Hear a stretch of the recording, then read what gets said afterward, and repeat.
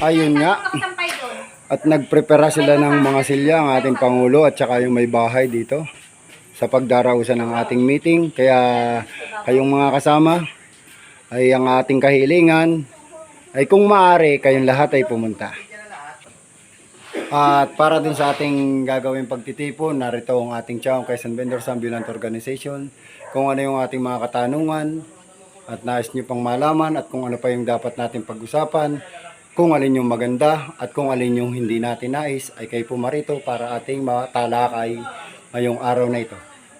At bilang paghahanda, tayo ay narito yung ating mga palatandaan at kung darating ating guest at sa ating mga membrong bilang attendance ninyo. Ayan.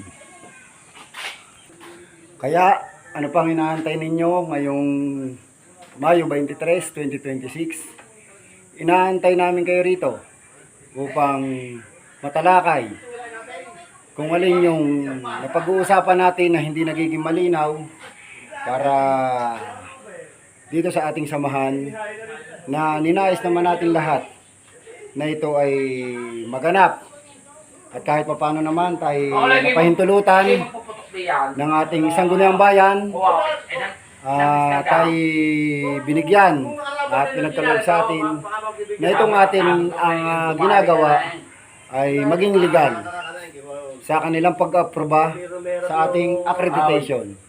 Kaya doon sa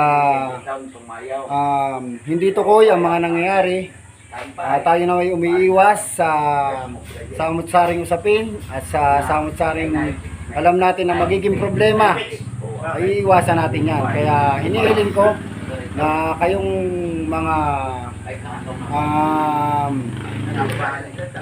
hindi nalalaman yung mga tungkol sa nais ninyong matuklasan, ay pumunta kayo rito ngayon.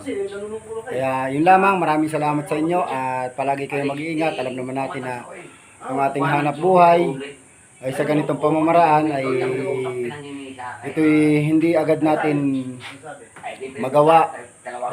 Kaya nga lang, napakahalaga ang ating mapag-uusapan ngayong araw na ito. Sana naman mapagbigyan nyo kami. Okay? Yun lamang. Maraming salamat sa inyo. At mag-iingat kayo lagi. At God bless. Wow, last time na, sabi patapusan daw.